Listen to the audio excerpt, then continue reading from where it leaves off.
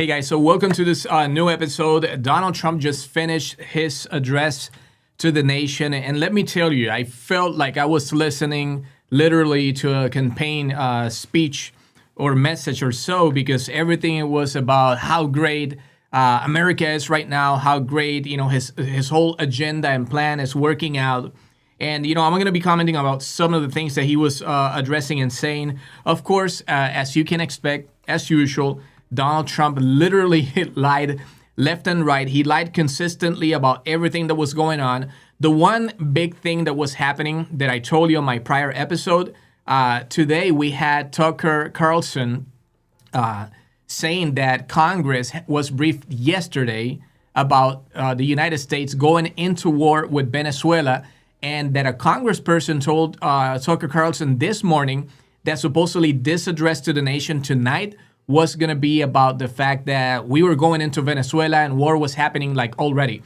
So how true, this is, obviously, no. Like, I can tell you right away, if you didn't watch the address to the nation, Donald Trump didn't address military action right now that he's going to go into Venezuela, as he's been saying that he will do. Remember, Donald Trump's been saying for the past, couple of weeks that they have to go in, that that we have the cartels in Venezuela, that Maduro is corrupt, that he's working with the cartels. The cartels are destroying, American lives, that are killing people here in the hundreds of thousands with all the drugs that they're trafficking into the United States, which is why they're bombing all these narco boats in the Caribbean right now, which has led to scrutiny about, crime wars and all these things, war crimes and all these things. But going back to the actual message that he, gave tonight, let me tell you a couple of things that he mentioned right away. He was making a big deal out of a bonus that they're going to be sending military people, which, I'm always happy if you're going to help our servicemen and women, if you're going to help our teachers, if you're going to help our public servants in any way, our first responders, anytime you can give these people that really, keep it, hold our nation together, and they keep it, real, and they put their lives on the line, they risk their lives every single day. I'm down for that. Anytime you're going to do something like that. Of course, Donald Trump always wants to try to make things sound way greater and better than they actually are. Why? Because he said that they're going to do a bonus, which is going to be $1,776 for each service member. Is a bonus that they're getting supposedly now, like this December. I guess they mentioned before Christmas. So I guess that's nice. It's a good thing. I'm not going to say it's not. The only thing I'm going to say is that according to every single study about the impact of inflation, of Trump's policies, the impact of Trump's tariffs, everybody is saying that the average household in the USA is actually paying more in 2025. At least they're losing money that they had last year. Now, compared to that, they're losing anywhere from $3,500 so all the way up to maybe $5,000, in some cases a little bit more. So if the average house is losing at least $3,000 to $4,000, if not a little bit more, because of all the increases, remember, we're paying more pretty much everywhere. Maybe gas prices are a little bit lower right now, and eggs, but aside from that, pretty much everything else is up. And you know it. I don't have to tell you. You can be a Trump supporter or not be a Trump supporter. It doesn't matter if you're Republican or Democrat, if you are a traditional rhino Republican or a MAGA Republican. You know how much you're paying at the supermarket for your groceries. Groceries. Who uses the word groceries? I won on groceries. Groceries were gonna, everything. Prices, everything were dropping on day one by a lot. It's gonna drop fast. Electricity is gonna drop by 50%, Trump will claim. You guys have to remember all of this. This was nonstop on repeat mode, kind of like this record going during the campaign. But the reality is that everything is up. Rent prices are up. New home prices are up at least 5%. They expect them to go up at least 3% more now, literally starting in January. Car prices hit $50,000 for the first time. Average car price, $50,000 in the USA. So I guess, tariffs and manufacturing here is not leading to any savings when it comes to, car prices. Used car prices also are up. Maintenance for cars are up. I have a video here. Check this out. Donald Trump is always boasting about all of this. but check how Fox News literally made they made fun of Donald Trump pretty much. There's a video. It's like, I think it was from Now This, but still, it's kind of like using a video of all Fox's, reports in terms of the energy and some other prices going up, literally stitched next to Donald Trump's claims that everything is coming down. And this report from Fox is very limited and not even recent. It's like from a couple of weeks ago, because now prices are even higher. But let me play this for you quickly so you see what I'm referring to. Prices are way down, groceries are down, everything's down, energy's way down. Prices are up in the United States for coffee. It's up almost 20%. Utility, up 11.7%. And then electricity is up 5.1%. And vehicle repair, if you need your car fixed, it's up 11.5%. Well, let me tell you this. So Donald Trump, I'm telling you, he addressed so many different things on this. It was more about kind of like bragging, politics, a campaign type of message. And he talked a lot about the economy and all the great things. We're living in heaven right now. It's actually the golden era. The golden era is here. If you listen to Donald Trump, literally, the golden era is here, right? So one of the things that he mentioned is that they're trying to deal with medications. Remember, we have a crisis with Medicaid. We have a crisis with the ACA expiring right now. And now, January 1st, in less than 2 weeks, pretty much right now, or around 2 weeks, all these primes are going to skyrocket. Your premiums are going to skyrocket for your health care, especially for around 25 million Americans that depend on the ACA. So since they're not doing anything to actually extend that, and they already voted against it, roughly a week ago, a couple of days ago, now they're saying that they're going to do a couple of things. Donald Trump just announced Trump RX, right? Trump RX. So Trump's pharmacy. First of all, how stupid, man? How shitty it is that you're the U.S. president. Imagine Obama. Obama's pharmacy. The law was called the Affordable Care Act. Of course, it became Obamacare, technically known, right? The same way they use certain names just for short, right? The same way we would say, Bidenomics, stuff like that, right? But Biden didn't put an actual his name to an actual bill. We have the American Rescue Plan or the American Infrastructure Act or whatever, stuff like that. With Donald Trump, it becomes Trump RX.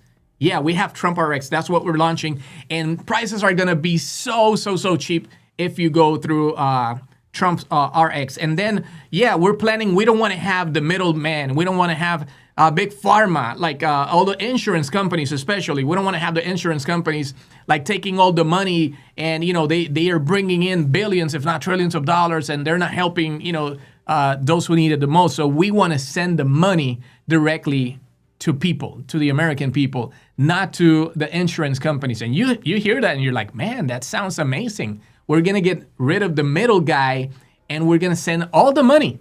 So you can afford healthcare finally. Donald Trump is going to send you the money.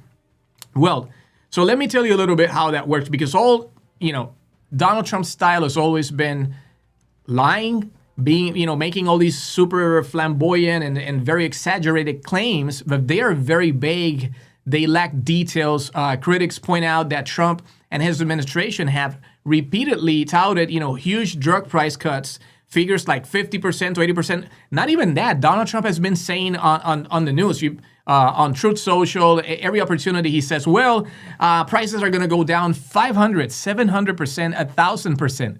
Imagine that. When you get a 50% off, it's half price, right? If you get 100% off, the product is free. Donald Trump is saying medication is going to be 1,000% off. It's going down 1,000%.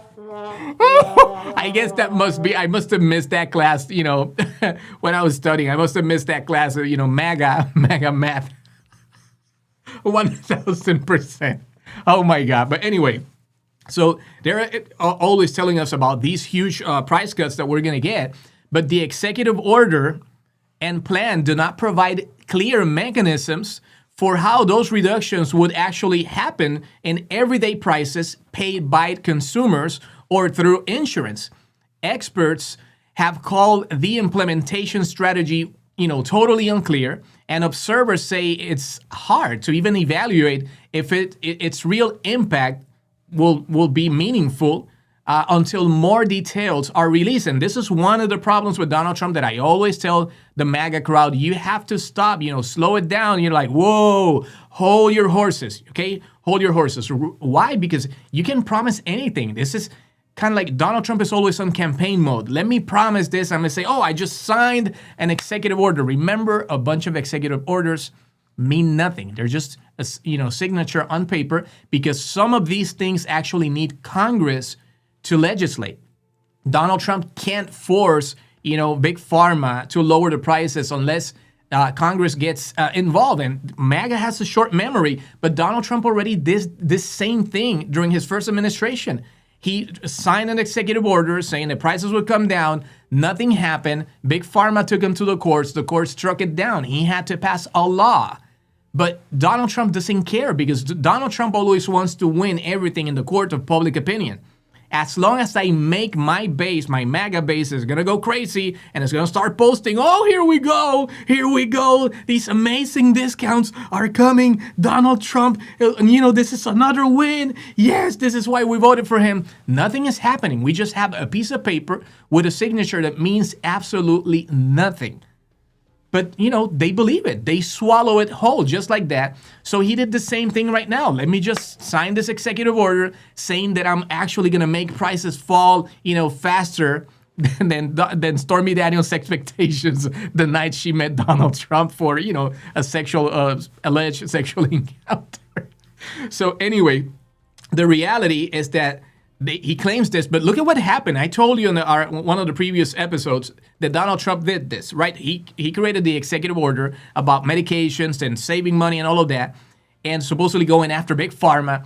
And what happened? Greg Casar, Ro Khanna, Democrat Ro Khanna took the executive order, right? There was an executive order, very pretty, with Donald Trump's signature, promising all these savings that had absolutely zero authority, enforcing mechanisms or law like backing it. So Ro Khanna said, this is meaningless. It looks very, very pretty. Maybe you can, frame it, but hang it on the wall in the White House. But it means nothing unless there's legislation behind it. So let's help you. Let's do this. So he copy-pasted, literally verbatim copy-pasted Donald Trump's executive order on the medication promise, and he made it into a bill. And now he said, well, let's see if they really want to stand behind this promise, and let's bring it to the floor. You know what? Every single Republican opposed that bill that had exactly Donald Trump's verbatim message, literal verbatim message, like right there for them to approve it and make it into a law. Ro Khanna was, let's do it. We're going to do it. Here it is. Here's the bill. Do you really support this that you're promising? You're telling the American people that you want that you will do. Donald Trump signed the executive order, so it's a magical wand. He has instead of an auto pen, he has the magical pen that turns any executive order into a reality. I guess the same magical wand that helped him unclassify the documents. Remember? He said, I unclassified them. There was no record of any petition to declassify, no record of any process, no record of any other agency or person involved in actually, declassifying. Declassifying is a process. It's not just, waving a magical wand and coming up with some sort of like magical trick. But I guess that's how things work in the MAGA orbit and universe, and MAGA lackeys just swallow it whole and think, yeah, oh, Donald Trump, yes. Well, so the thing is that they rejected that executive order that Donald Trump signed promising to lower drug prices. They rejected it once it became a bill proposed by a Democrat. Why would you do that? If it's exactly what Donald Trump said he would do and he needed the backing from Congress, why would all Republicans oppose it? Because they believe that you're stupid. That's the whole thing. But remember, again, it's all about the narrative. If I can convince you guys to believe that I'm lowering drug prices, even if I don't do it, but you believe it's going to happen somewhere because I posted my signature on this paper, signed the paper, signed the executive order, it's a done deal. No, it's not. And then you have legal and practical limits without Congress. Like I'm saying, much of the Trump RX proposal relies on voluntary platform and deals with manufacturers. Imagine this. We've been saying that big pharma, listen to RFK Jr., listen to this, new people behind the MAHA movement. Big pharma is the devil. These are the anti-vaxxing, movements, right? The anti-vax people that don't trust big pharma. And now Donald Trump is telling us that we should be able to trust big pharma because he's proposing a volunteer, based platform and deals with manufacturers rather than new legal authority from Congress. Why they don't want to pass a bill? Why they want to leave this to, big pharma to voluntarily come to the table? Oh, I guess, since Donald Trump is the negotiator in chief, right? He's the art of the deal author. Nobody's a better negotiator. I guess we don't even need a law, from Congress actually forcing them to follow whatever we're promising, whatever's best for the people. No. Donald Trump is going to bring them to the table voluntarily, and manufacturers are going to lower the prices, supposedly, right?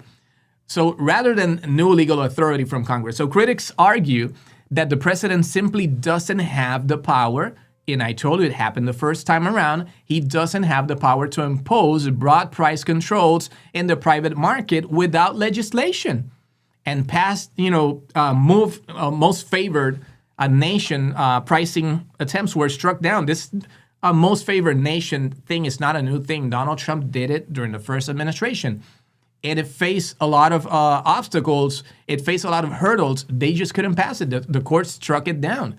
So that means the plan could be more of a branding, initiative, more political messaging than anything what he was proposing and presenting to you guys tonight on this address to the nation. It really felt like Donald Trump was campaigning, but this is not legally enforceable policy.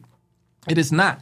Then we have people that are extremely skeptic about whether price cuts actually reach patients. This is another thing. This is why you have to analyze in different angles, because aside from the fact that there's no legal, power behind this, no legal base to force big pharma to actually start lowering drug prices, some analysts note that even deals where manufacturers agree to discount the prices for Trump RX website or an app or something like that, or specific drugs, it's unclear. It's completely unclear how much everyday consumers will benefit once insurance plans, co-pays, and even health coverage realities are taken into account. Many Americans pay for prescriptions through insurance, not direct out-of-pocket purchases. So a direct, to consumer portal may not significantly lower prices for most people. So you see why Trump said it recently, and I believe I'm not sure if he said it during the address. I'm not sure, but I know he said it recently. Oh, who would have known that healthcare could be so complex? It is very complex. This is why you really need Congress involved, and you want to have hearings, and you want to get the brightest minds engaged. That's why he hasn't been able to replace Obamacare. Donald Trump's been promising to replace Obamacare since 2015. It's been over 10 years. And remember, during the debate with Kamala Harris, when they asked him, do you have a plan now? You've been promising a plan for almost 9 years. And he said, well, we have concepts of a plan. And a year later, look at the concept of a plan, which is what we're discussing here. Trump RX, which has a bunch of problems and obstacles, and it's just more, I don't know, it's just a lot of promises with empty, realities and guarantees, right? So if there's no direct out-of-pocket purchases, then, direct-to-consumer portal may not significantly lower costs for most people. I'm telling you, it's a different reality here. And then you have allegations of favoring industry or even lack of transparency. For instance, this is another part of the things that you have to take into account, right? So Democratic lawmakers have criticized the administration for lack of transparency in the Trump RX rollout, especially around deals with companies like Pfizer and AstraZeneca. They argued that the administration hasn't disclosed pricing terms, right? Oversight mechanisms, or how drugs will be selected, raising concerns the initiative might benefit the companies more than the actual patients, and that it could even enrich associates or those with political ties to President Trump and to the administration.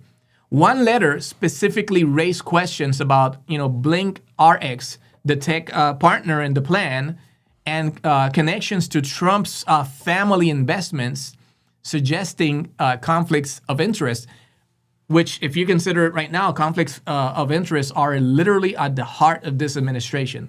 These people are making deals. Jared Kushner is involved in many business deals. Donald Trump's own sons and his own business.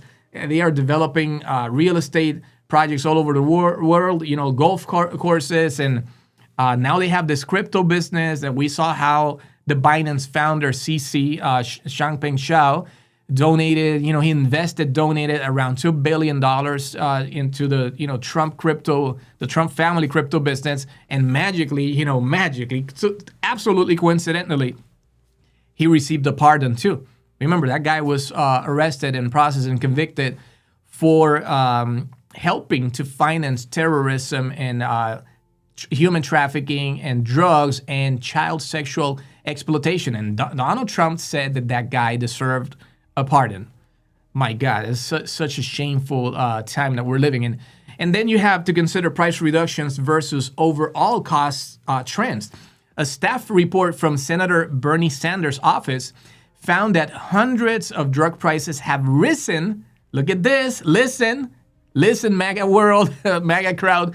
A staff reporter from Bernie Sanders' office, he said that he found hundreds of drug prices have risen since Donald Trump took office, including many that increased after he asked the companies to lower the prices. So critics are using this data to argue that promises to cut prices haven't matched the outcomes, and that real legislative or regulatory authority is needed to make this a meaningful, dent. This is why I'm telling you, Congress has to be engaged in this. So when it comes now to the health savings accounts, which is another idea that they're floating right now, they're saying, well, we don't want to give the money to the companies. We don't want to give the money to insurance companies. So we're going to send you money. We're going to send money directly to your own health savings account, right? An HSA. And that way you can pay for your own healthcare because we're getting the middleman out, which is spending a lot of money that we don't need to be spending, right? The idea of sending money directly into health savings accounts, HSAs, sounds good, in theory, overall, in the abstract, but it doesn't actually work for most people. First of all, man, it's sad that, we have people that are experts when it comes to healthcare, and we could have, great hearings in Congress, and this could be addressed in a very, I don't know, just a very honest and open way so that American consumers can understand what's going on. Because people don't have the time to go and be researching every single little thing. That's why you elect people, because you trust people to make the right decisions, not to be, playing you for a fool every single time they roll the cameras, right? But let's address, the HSA, the health savings accounts and money directly to people, supposedly. First of all, HSAs are limited. You can't freely use them to pay for healthcare the way insurance does. So they mainly cover certain out-of-pocket costs. So you can use your HSA for certain out-of-pocket costs, and they only work if you already have a high deductible plan, health plan. Millions of people don't. Second, HSAs don't replace insurance. They don't negotiate prices. They don't cap costs. And they don't protect you from catastrophic bills. If you get seriously sick or ill, and it may happen, an HSA runs out very fast. Third, the money being discussed would be tiny. Sending you, look at this. They said if you're under 50, do you know what Donald Trump wants to send you to an HSA and Republicans? Mike Johnson, John Thune. They want to send you $1,000 for the whole year. If you're under 50 years old, which a lot of people already after 30 and 40 deal with many conditions, they want to send you $1,000. So they want to take away thousands of dollars from your ACA subsidies that cover a lot for you. That's why you get affordable health care. And they want to give you only $1,000 if you're below 50. If you're above 50, they would give you $1,500 for the whole year. Tell me what kind of healthcare you can go and pay for with that. So that's what I'm saying here. Third, the money being discussed would be tiny compared to ACA subsidies. Under the ACA, many people get thousands of dollars a year in premium support, thousands a year in premium support and cost sharing reductions. Putting a small amount into an HSA that you can't even use to pay your healthcare insurance would be completely useless and also would be only pennies, receiving pennies by comparison. So they're not changing something that doesn't work and it's more expensive to give you something better. Again, they're playing you for a fool, selling you something that really is not going to help you. And then finally, HSAs mostly benefit wealthier people because you need extra money to save in them. And if you're living paycheck to paycheck, an HSA really doesn't help much because then if you can't save in the HSA, what are you going to have in an HSA? $1,000 in a year if you're below 50? Again, I'm going to ask you, what can you buy with $1,000 for healthcare? I haven't found a single one. I literally just renewed mine yesterday, which, I work on my own. I'm my own boss. And for me alone, it was $900. Not including, my wife or my daughter, just for myself. Imagine that, $900. If they were to give me, I'm 48, so I'm below 50. That means if I were to qualify for this new Trump life-saving HSA money direct to consumer plan, I would get $1,000 for the whole year, which is you divided by 12 months. Then I guess I could use like around $82, $83 towards my $900 costing healthcare. Let me divide $1,000 by 12 here. I'm pretty sure it should be around like 80 something, $82, $83. Divided by 12, exactly 83. Oh, you see, man, my math is way better than Trump's math. $83. Here you go, $83. So that's what he would give you. Donald Trump will give you, if you're below 50 years, you would get this amount, $83. And they're taking away the subsidies that allow you to have premium healthcare right now through the marketplace, the Obama Care, ACA, Affordable Care Act marketplace. So this is why people are telling you, critics are saying, this is absolutely, bonkers. They're lying to you. They're playing you for a fool. And it's literally putting your life at risk. It just shifts risk onto you. So critics say that it's not real healthcare. This is not real healthcare reform. It's just cost shifting and no coverage at all. It sounds simple. It may sound like a good idea to send you money directly, but it's leaving more people exposed, like not protected at all at this point. So you can see that, again, if you just listen and you take Donald Trump at his word, at face value, whatever he's saying, you're like, man, something is happening. They're doing something. They're getting rid of, all this middleman costs, and they're going to send us money. And Donald Trump is going to have this pharmacy to lower prices. Prices of drugs have increased in 2025 under Donald Trump, including drug prices of, some that increased after Donald Trump said they would go lower. Go and check about Bernie Sanders' office report on all these drug prices. I promise I'll get it for you and maybe bring it, and share it with you on, a future episode so that at least you can have it at hand. Then aside from that, he was boasting and bragging about the jobs market, how now for the first time jobs are going to real Americans and real citizens and not to illegals and undocumented people here because Democrats opened the gates, they opened the border and left all these millions and millions of migrants to come in, which is something that it's always funny because Joe Biden said that he wanted to sign the border bill, the Republican border bill, bipartisan, but it was generated by James Lankford, Republican James Lankford. And Biden said 10 months before the election in 2024, he said, send it to my desk. I'm going to sign it. Let's get it done. Let's get it done. A bill that would have brought, over 1,000 new judges so they could accelerate, processing all the cases for asylum and refuge. And then it would have also given the Border Patrol a bunch of agents, and it would have also allocated a lot of funds, a lot of money for technology, so that they could have better technology to scan all these, shipments and make sure that they could stop all the drugs and fentanyl and all of that. That was the bill to actually fix the border problem. It was a bipartisan bill. It was very thorough. And Donald Trump killed it.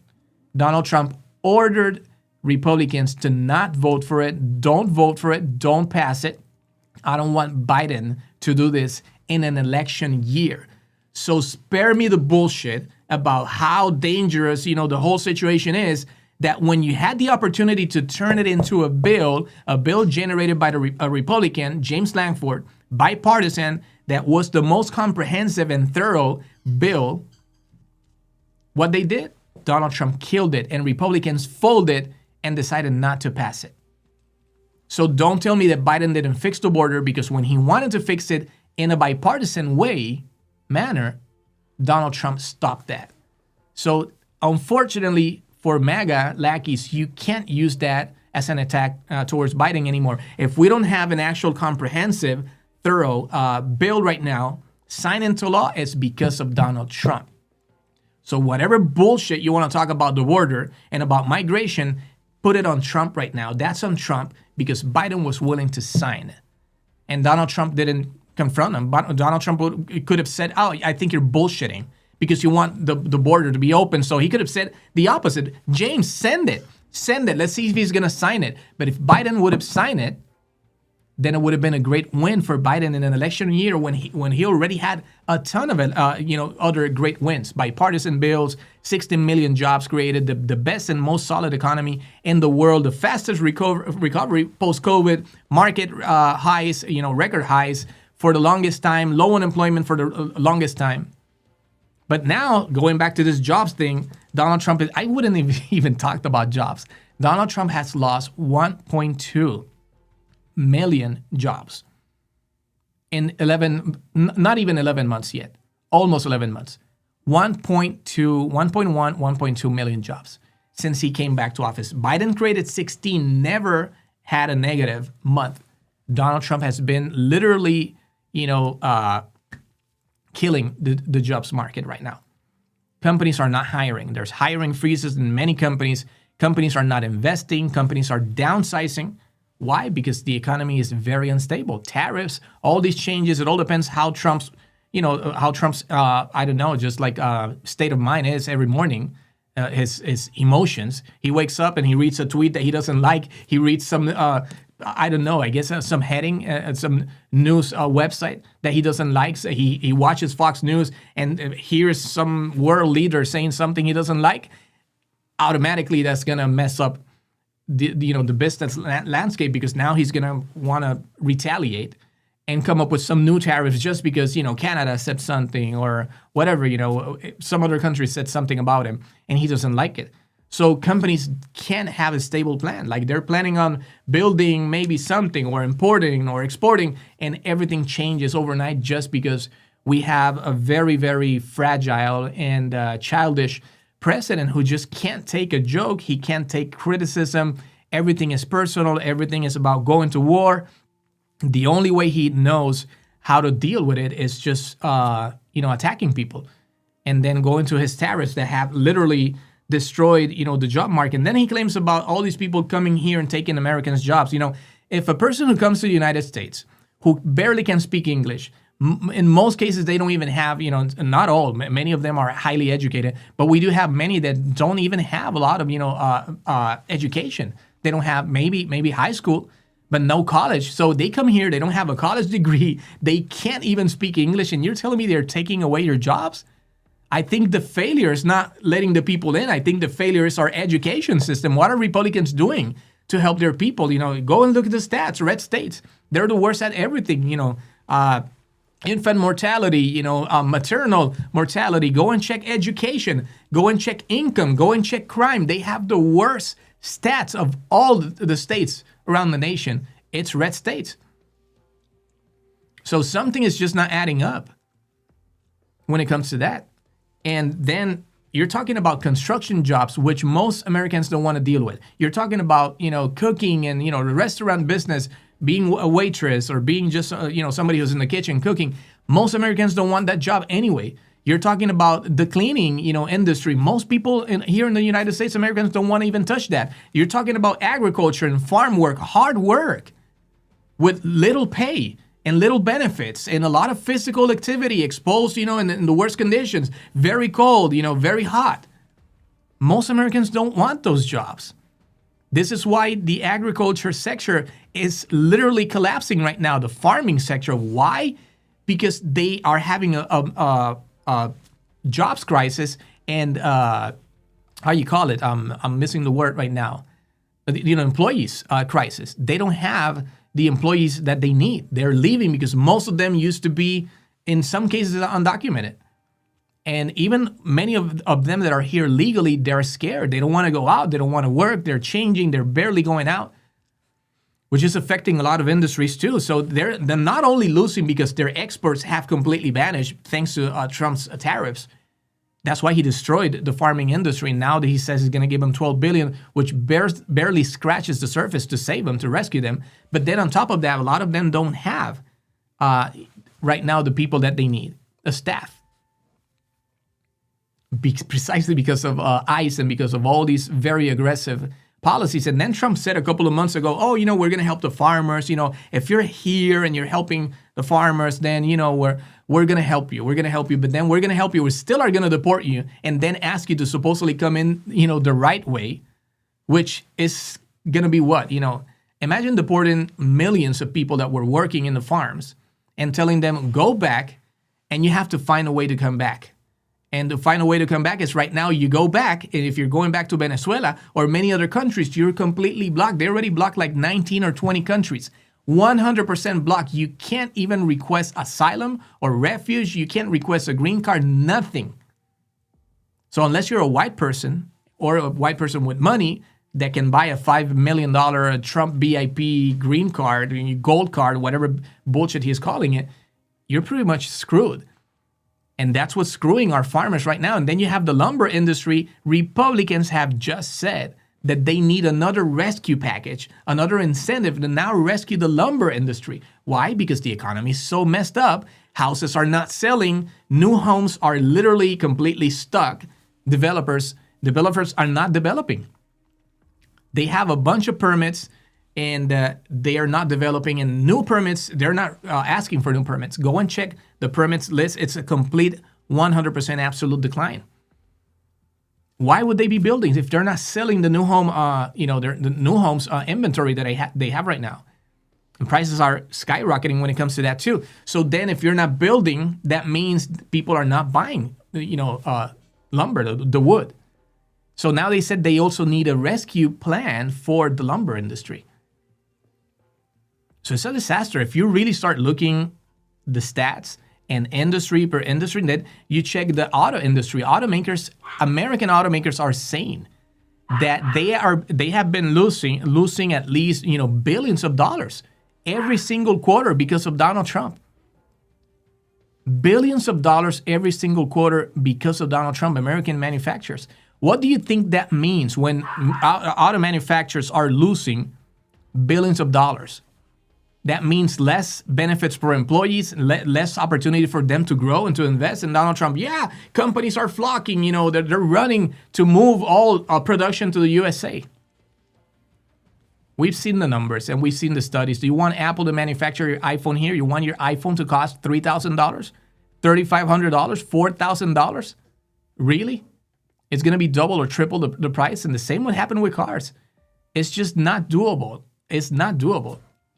And then Donald Trump was even telling Laura Ingraham recently in an interview a couple of weeks ago, he was saying no, we don't have here all the, the expertise that we need.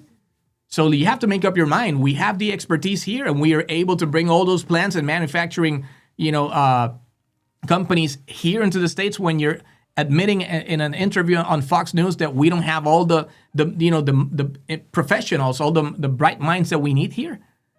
Tim Cook talked about this, that you don't have all the type of engineers or, the specialty, very specialized professionals that they have, a ton of them in China, and you don't have them here in the States or elsewhere, and you don't have them here in the States.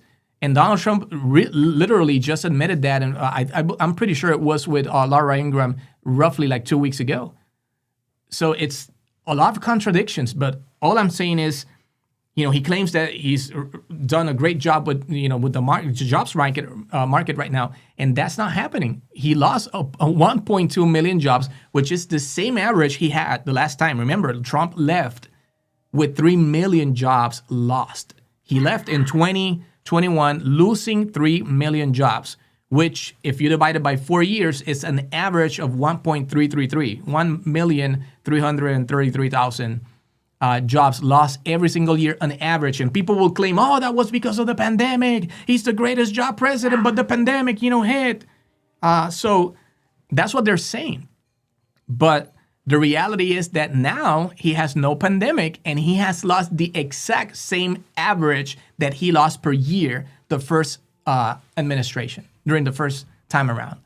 So what's your defense to that? If Donald Trump lost because of the pandemic 3 million jobs, why did Biden create 16 million jobs? Which was literally like 5 times the amount. Because they say, Biden got those jobs because it was the bounce back of after the pandemic. We lost jobs, so he got the jobs that we had lost. No, Biden created 16 million. To be exact, more like 15.7, 15.8. So if you would have told me that Biden created in 4 years around 3 million, 4, maybe 5, I would have given that one to you. I would have said, you know what, maybe you're right. Maybe a big part of that was the bounce back from the pandemic. But Biden went above and beyond. 60 million jobs is like way more. I'm telling you, it's at least, even if it was a bounce back, then it was over 5 times. 3 million times 5 would be 15, and he created almost 16. So it's literally 5 times. Even if it was a bounce back, it was five times the bounce back. And then Donald Trump comes in and immediately jobs starts freaking tanking. Why? Oh, what a coincidence. What a bad luck. I don't know how Biden was able to maintain it artificially, growing. And then Donald Trump comes in and it just fell. It just fell just like, It was the same thing that happened to Stormy Daniels. She thought it was going to be going up, and she's just going down and just going down. She said it wasn't very good at all. Right now, guys, the consumer pricing index has been increasing every single month since April. Trump is saying everything is going down. Go and check the facts.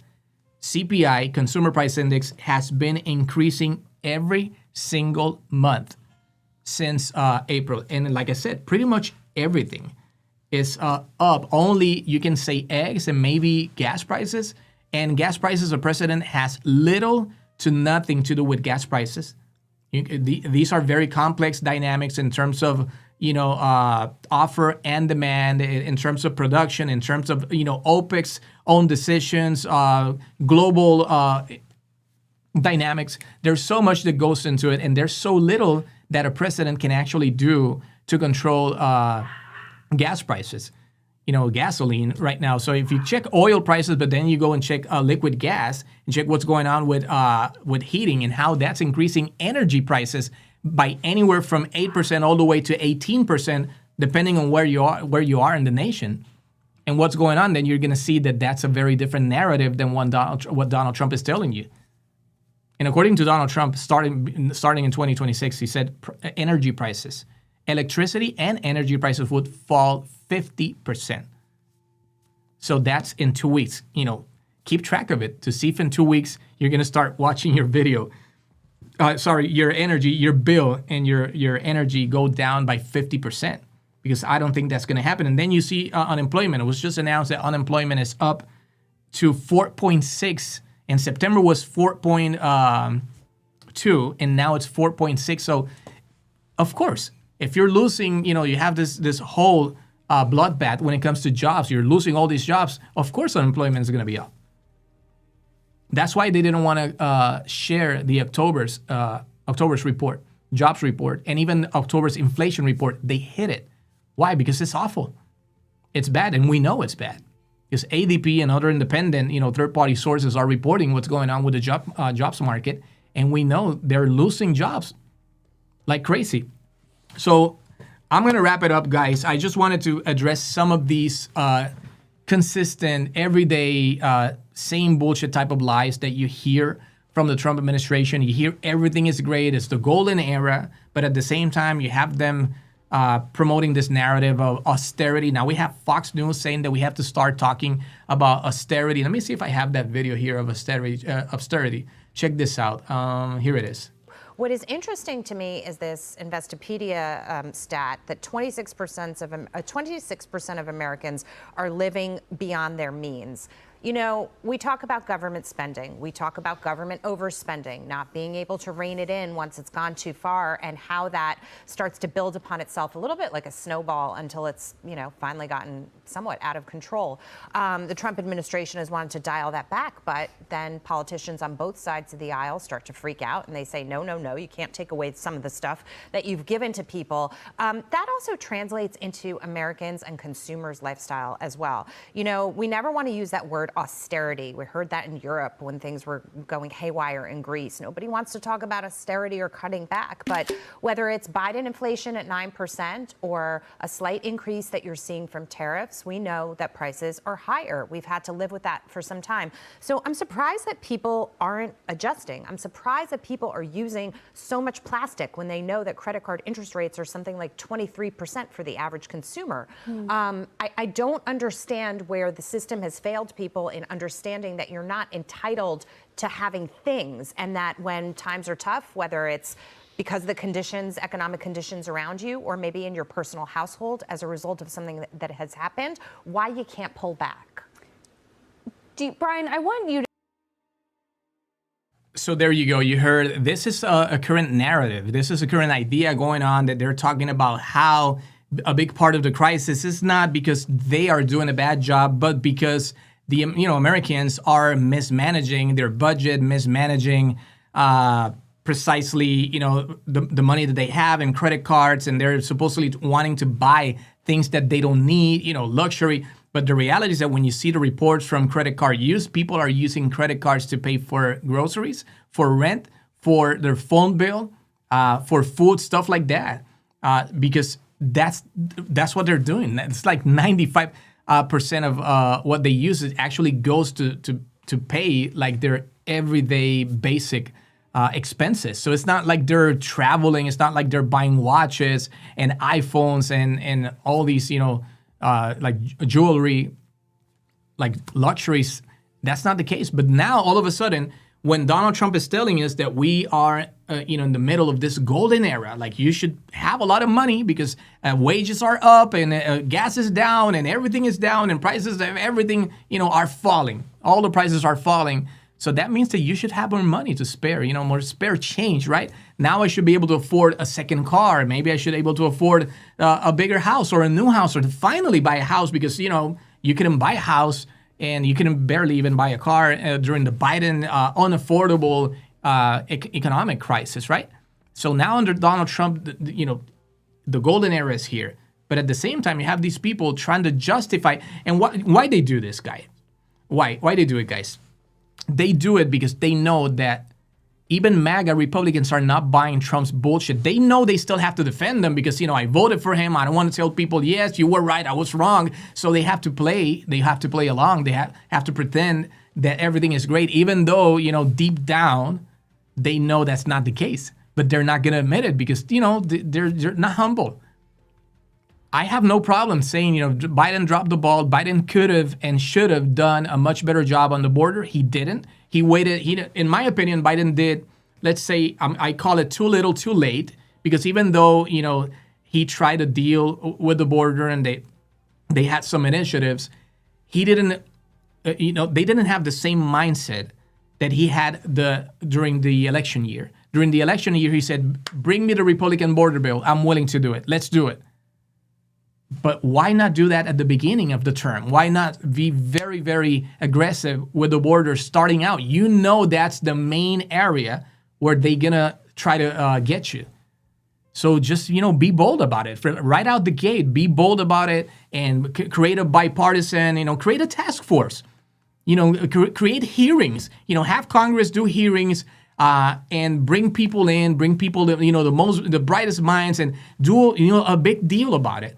And then, hey, now we have the final report. This is the recommendation. And since if you make it bipartisan, you're going to get a really, really solid recommendation for a bill that probably is going to please both sides. And if you were willing to then go that far to sign the Republican bipartisan bill, then why not do that from the very beginning? Why wait until the last year? And then the last year, Donald Trump killed it. So, they dropped the ball with that. And the second thing they dropped the ball with was with affordability. Biden had a bunch of accomplishments. It's one of the most accomplished presidencies of our lifetime, no question about it, on paper. Unfortunately, they didn't tackle price gouging. They didn't tackle corporate greed. So at the same time, the economy was growing and the economy was thriving and we had jobs being created at record numbers, literally record numbers, and unemployment at low record numbers and market highs at, the longest record numbers. Everything was great. People were not feeling it because corporate greed and price gouging was still a factor and they didn't address it. And then that's why Kamala came up with this idea. I'm going to tackle price gouging, but it was, again, too little, too late. I have no problem criticizing my own party. And that's why we lost. And I guess they thought we have it in the bag. We have it in the bag. There's no way we're going to lose to a convicted felon. But if you're Biden, be honest, if you're Biden, if I was Biden, I would feel the same way. If I was Biden, I would have thought, hey, I beat this guy by 7 million votes, 81 million against, 74. I beat this guy before he was convicted. Now he has the insurrection. Now he's a convicted felon. Now he was found liable for sexual abuse. He was found liable for defamation, for aggression. He was found liable for fraud in New York. His business was found liable for criminal tax evasion. The Trump administration, the entity, the corporation, was found liable in 2023, January, actually guilty. Not liable because this was a criminal case. It was guilty of 13 or 14 counts of criminal tax evasion. So if you're Biden, you should have been thinking something like that. That probably was his mindset and mental process and ideas. There's no way I'm going to lose to this guy. I already beat him once, and now he's even weaker with all this legal exposure going on. There's no way the country's going to vote for him. I'm going in for re-election. The power of re-election is established. Most presidents win re-election, even if they are bad. Biden probably was thinking, hey, I fixed the country. I was able to manage and fix the pandemic. I was able to get the fastest recovery out of any G7 country. I was able to accomplish so much. 6, 7, 8 bipartisan bills, the American infrastructure bill, that was the infrastructure bill, and then the American Rescue Plan too, and then he had the CHIPS Act, the PACT Act, he had the Science Act, he had the Restoring the Violence Against Women Act, and man, the list goes on, and most of these are even bipartisan. The first gun control law in 30 years. We have a crisis of, gun deaths in this country. It's the number one, the leading cause for kids and teenagers these days. And we hadn't done anything until Biden, was able to get this bipartisan bill passed. So I'm telling you, if you start going on the economy metric by metric, on bills metric by metric, even giving broadband to rural areas normally vote for Republicans, and Biden still passed, with his bills, he gave them broadband internet, among many other things, including lowering insulin prices capped at $35 per month. Same for inhalers, $35 capped per month too. So it was win after win after win, but those were maybe just smaller things that people didn't feel. Why? Because electricity was still high, because car prices were still high because groceries were still high, rent was high, new home prices were high. So people were not feeling Biden's, Bidenomics. They were not feeling the Bidenomics. Like I said, it just looked good for paper. And now Donald Trump is making the same mistake. He's completely detached from reality, claiming that everything is magnificent. And I'm happy that he's doing so, because that's why they are losing elections left and right. That's why they just lost in Miami-Dade, ruby red Miami-Dade, a city that was controlled for 30 years by Republicans, by Cuban-American Republicans, completely controlled. Donald Trump won in 2024 in Miami-Dade by 12 points. And now we have this lady called Aileen Higgins win in that state, flip it in that state and in that city. A ruby red state, a ruby red city controlled 30 years by Republicans, where Donald Trump won by 12 points. She won by 19 points. Ooh, that one must sting, 19 points in a red city, 30 years under Republican control. And that one they're not going to talk about, because they're, when it was November 4th, they were saying, well, it was fine, Mandani, whatever, New Jersey, battlegrounds.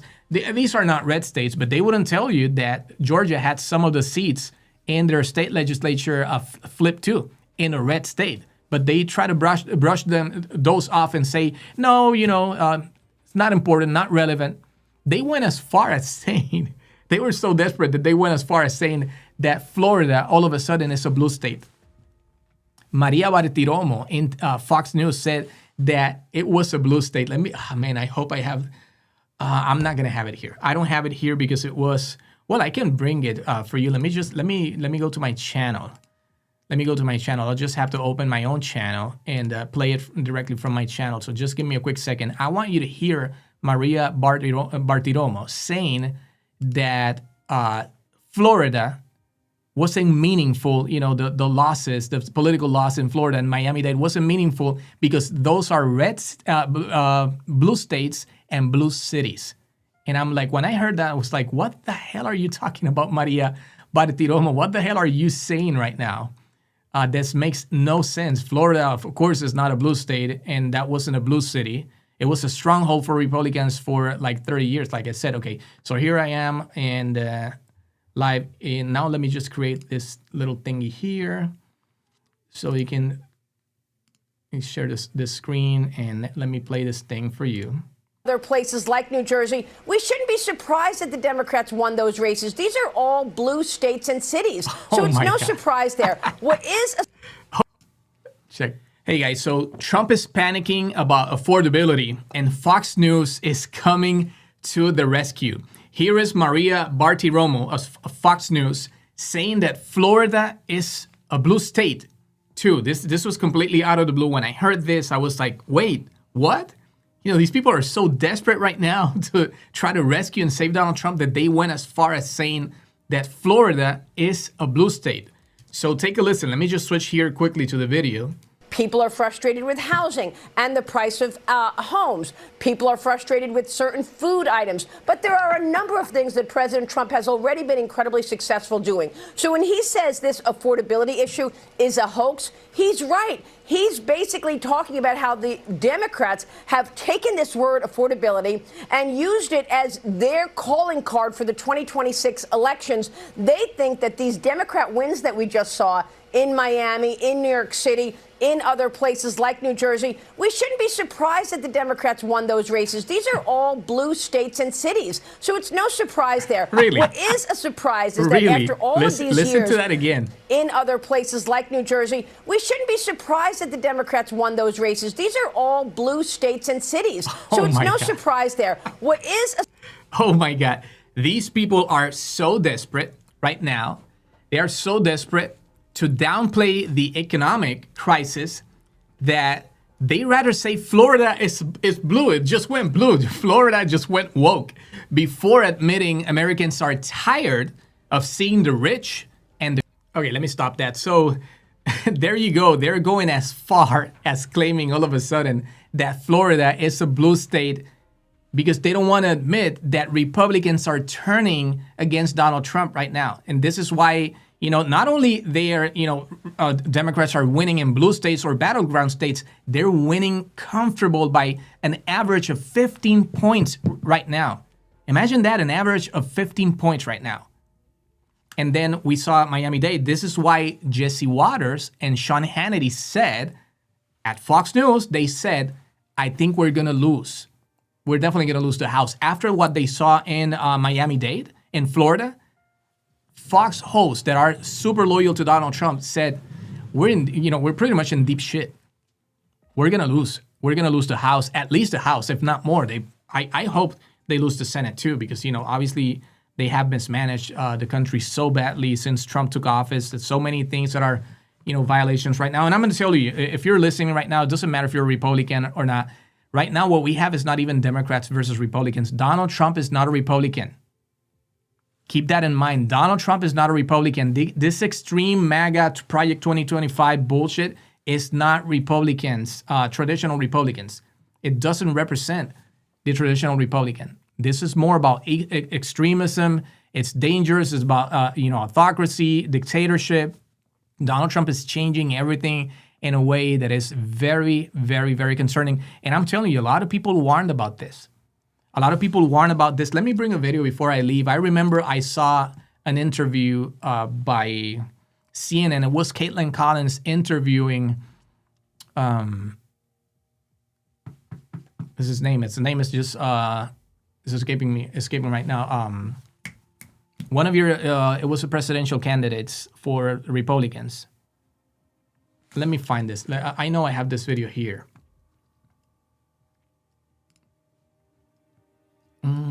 Let me go to my files and try to find my videos here.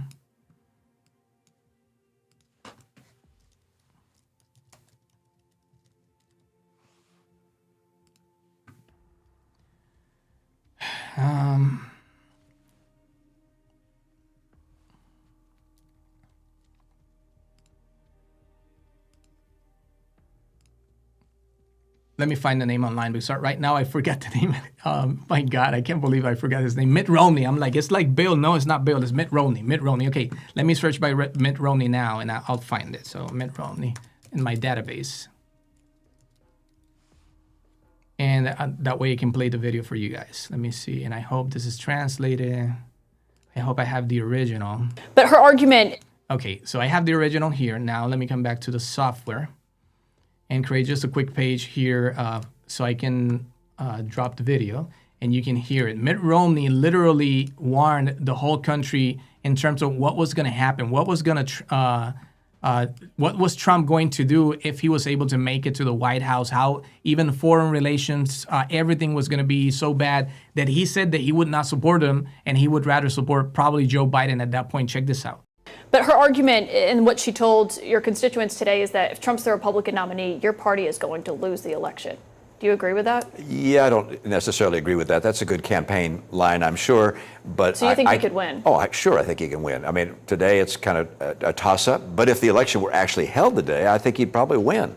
I can't tell what's going to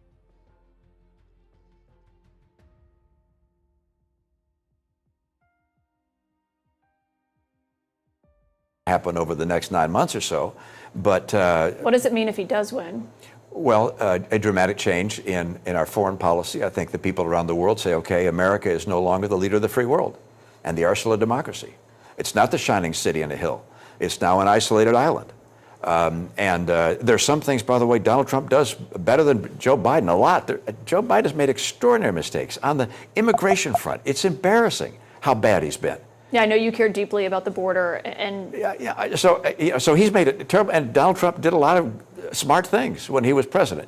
On the foreign policy front, it would be a dramatic departure from our posture over the last 75 or 80 years that, by the way, has not only kept us safe and free from attack, but has also allowed us to build an extraordinarily strong economy and have a income per person in America about a third higher than people in Europe. But can I just ask, I think that those comments there may raise some questions for people watching at home. Would you vote for Donald Trump over Joe Biden? No, absolutely not. I mean, for me, there are two factors in deciding who I want to have as the leader of my country and the person who is the example of the president for my kids and my grandkids. One is their position and policies. And on foreign policy, I'm not aligned with Donald Trump, at least as I understand his policy. On domestic policy, yeah, I align with many of his domestic policies. But there's another dimension besides policy, and that's character. And I think what America is as a nation, what has allowed us to be the most powerful nation on earth and the leader of the earth, is the character of the people who have been our leaders, past presidents, but also mothers, fathers, church leaders, university presidents, and so forth. Having a president who is so defaulted of character would have an enormous impact on the character of America. And for me, that's the primary consideration. There you go. That's a solid, very honest opinion coming from a Republican that was a leader and still a leader, in the party, even though Donald Trump calls him a rhino, because Donald Trump has been acting literally like, this, I have talked about this extensively. I even have on my channel, if you go and find it, I have a prior episode in 2024, by the end of 2024, before the elections, I interviewed Dr. Stephen Hassan. Dr. Stephen Hassan, he is a leader when it comes to destructive cults. He's an ex-member of the Moonies cult. He was one of the few ones who was lucky enough to get out. And then he became a psychologist, then he became a doctor, and he specialized in cults, and especially destructive cults, manipulations, all these mind tactics of mass manipulation for churches and in the political context too. And he wrote this book called, I highly recommend it, Dr. Stephen Hassan, called The Cult of Trump, how Donald Trump is using the same tactics destructive cult leaders use to manipulate the masses and manipulate his voters and the American people. And it's very, very concerning, very sad. And this is why Donald Trump wants you to believe that whatever he says is gospel. Whatever he says is above the Constitution, it's above, the Supreme Court, it's above any appeals or lower court. It's above Congress. Whatever he says, it has to stand. And, I've seen people tell me that that's the reality. I have one of my, I'm not going to say his name, but a close relative who told me that if Donald Trump says something is legal, then that means it's legal. And if he says something is illegal, then it means it's illegal. Why? Because he got a 77 million vote mandate. And that's the narrative they keep pushing and repeating. They want people to believe that somehow 77 million votes means you're above the Constitution. You're above, our justice branch, our judicial branch, or even Congress. It's, like a pyramid instead of, co-equal branches of government with checks and balances. No, they don't want no checks and balances. Donald Trump wants no checks and balances. That's why he got rid of every single, all these inspector generals. And right now they're firing every single person that dares to confront the dear leader. Whatever he says must go and must be the truth. And he's the only source of truth. He's the only source of news. Everyone else is incapable. Everyone else is just mediocre. Nobody else can do the job that he's doing. You see how everything is around his figure. And that's a very concerning thing. So a lot of people are part of a destructive cult, and they have been manipulated and duped into it, and they just can't see it. But we've had real, honest Republicans like Mitt Romney, like you just saw on that video, heard him telling the country clearly the character Donald Trump is very concerning. What he would do, how he would change international policy right now, and we literally saw that he was spot on. In just a couple of months, Donald Trump was destroying our whole relationships with the whole world, and now we have a new dynamic that we don't know where it's going to lead, but whatever we see right now, whatever little we can see right now in terms of where we're heading, it doesn't look good. Siding with dictators, so still, submitting and folding to Putin, and then helping Javier Milei, and being best friends, buddies with Bukele from El Salvador, who also did the same thing. They manipulated the Constitution to allow him to remain in power, because in the Constitution in El Salvador, you can only be a president for one term. So he was able to control Congress, and then Congress was able to control the Supreme Court. And once they did that, they pretty much changed. They ruled in favor of allowing Bukele to stay longer. Now he's at a second term. I don't think he's going to leave. I'm not sure what's going to happen there. I'm really not even following it that close. But the fact that he's very close to Donald Trump, that's a red flag to me. And the fact that there are many investigations and documentaries about how they're handling stuff down there with this eternal, police state that they have going on in El Salvador. You see how Donald Trump is kind of like cherry picking from every of these, autocracy, based countries. He's getting all these ideas. He's following the dictator autocrat playbook to the T. So we see where this is going. So is Donald Trump leaving in 2028? I'm not sure. 2029, January. I'm not sure he's even gonna make it because he seems very sick right now and very weak. And you see all these bruisings, and they reduce his public appearances right now from 12 p.m. to 5 p.m. So he cannot even work a full day. He cannot work full time. Donald Trump, I guess, has to work part time right now because he's so weak. We had to get rid of Biden because Biden couldn't make it, and right now Biden even looks better than Donald Trump. Donald Trump looks very, very sick. He's an alpha male, and they're against DEI and all of that. But he's all full of makeup every single day. They have all this makeup, trying to make him look less orange. They want to make him look more like brown, even though they hate brown people. And they're always putting some makeup in the hand. But I guess they gave up. Like recently, they took more pictures, and the bruising was even bigger. So I'm not sure he's gonna make it. He looks very sick. Remember, they took an MRI, and then he didn't want to say why, and then he said he was going to release it. I'm pretty sure they released some bullshit, result very likely, because they don't do an MRI for no reason. Normally there's a reason why they would have done something like that. There has to be something concerning. But the reality is that Steve Bannon is saying that Donald Trump will be the candidate, and he will actually be the president in 2029. So they're floating this idea saying that they have 5 or 6 different legal avenues. Yes, I guess the same legal avenues they had that, ended getting all these people convicted and losing their law licenses. Like they said that they could just swap the electoral votes and give them to Mike Pence, just come up with these fake electors in the battleground states and then remove the actual certified official electors and then give them fake names. And look at that, how that turned out. So I guess the same type of lawyers that are always counseling Donald Trump and his inner circle, they always come up with these super weird, unproven theories, legal theories of how they can reform and change and just spin the Constitution and then maybe dupe the Supreme Court into ruling in their favor. Remember, they don't have to change the Constitution to allow Trump to stay a third term. They don't have to change it. Remember, the Constitution bans an insurrectionist from holding office, any public office. But what happened once the court said, hey, we have an insurrectionist here in Colorado, 2 courts ruled that Donald Trump was an insurrectionist. 2 courts. So because of that, Colorado removed Donald Trump from the ballot. They said, we have 2 courts, okay, a co-equal branch of government. We have our judicial branch, 2 courts saying Donald Trump is an insurrectionist. We have our Constitution. Verbatim clearly states if you have participated or even aided those who engage in insurrection after you promise to defend and uphold the Constitution, you are an insurrectionist. You can't hold office. So what did the Supreme Court do? They saved them. They said, okay, he's deemed an insurrectionist by the courts.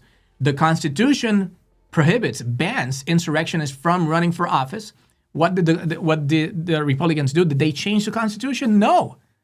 It's impossible for them to change the Constitution. You need 75% of the state legislatures to approve an amendment. 75% of the state legislatures, they don't have 75%. They have a vast majority of the states. They don't have 75%. If not, they would amend the Constitution just like that. They don't have it. So they know they can't amend the Constitution, but they have 6 partisan judges in the Supreme Court of the United States. So what did they do? They said, well, we're not going to address the actual merits of the case. If Donald Trump is or isn't an insurrectionist, what we're going to do is address the fact that we have a state interfering in a federal election. Okay, so we're going to deal with that fact. And we're going to say that, unfortunately, we don't believe that a state should interfere with which candidates should be on a federal ballot, because it was a presidential election after all. So I understand the logic behind that argument, but the problem is that the state is not deciding that. It's the Constitution deciding that. The Constitution tells you who can or cannot be running for office. You have to be a U.S. born, citizen. You have to be at least lived in the United States at least 14 years, and you have to be at least 35 years of age or more. So any person who doesn't qualify, with that automatically should be discarded, right? We don't need any special law or mechanism to determine how to disqualify a person who doesn't meet the requirements. You just don't meet them. It's like right there in plain English. These are the textualists. These are the people who believe in the plain text of the Constitution is so sacred, right? But now, even though you have the Constitution banning Donald Trump, they said, we're going to sidestep that. We're just going to avoid it being clever. What we're going to do, we're going to say that we need a mechanism from Congress to determine how and when and where and why you would disqualify a candidate from a federal election, so that we don't have the states interfering, because this so sacred thing, right? We have the separation of the federal government and we have states. States are sovereign and independent until Donald Trump thinks they're not. And he wants to then federalize the National Guard, but they're supposed to be independent. And then the federal government is supposed to be independent. So states shouldn't be interfering with federal elections. So we need Congress to come up with a law for a new mechanism to determine when and how an insurrectionist would be disqualified. And since we don't have that, unfortunately, we're going to allow Donald Trump to remain on the ballot. And that's how Donald Trump was able to avoid the Constitution and remain on the ballot and become U.S. president again. Donald Trump was not supposed to even be on the ballot. He's an illegitimate, illegal, criminal president who, according to the Constitution, shouldn't be our president. And these are the people, the party of the Constitution, bullshit. Absolute bullshit. So that's why I'm telling you, I hear some people very confidently saying, oh, no, there's no chance. Donald Trump is a lame duck. He already has 2 terms. There's no way he can run for a 3rd one. The Constitution bans it. I know it does. But I know that the Supreme Court doesn't give a shit. If they want to allow Trump to die in the presidency, they're going to come up with some bullshit ruling saying that, yes, remember, they have this theory. This is the argument. Their argument is that, well, the Constitution says that you can't, you're limited to 2 terms, but it's the founders were referring to 2 consecutive terms, not interrupted. And Donald Trump didn't have 2 consecutive terms because it was stolen. The election was stolen from him. So since it wasn't consecutive, now he could stay another one so he can have a second consecutive. It doesn't say consecutive anywhere, but they're coming up with that bullshit. And if the Supreme Court wants to say that bullshit makes sense, that's what our founding fathers really wanted, they could save Donald Trump and allow him to stay for a 3rd term. It's that easy, man. They can manipulate this so easily. They have done so already. They keep going against, precedent. We have very long history in many different areas, in different contexts. And they have been going against the own Supreme Court's rulings and precedents so that they can establish Project 2025 in this extreme, national, Christian nationalist state, radical state. They want us to be pretty much like Afghanistan or some shit. They want this to be very radical, where women have little to no rights. Most of these alpha MAGA males don't want women to even work. They say that they shouldn't be working, that they shouldn't be voting. They really are literally taking us back to the 1800s. And then you see all this, same mindset of segregation and racism being pushed.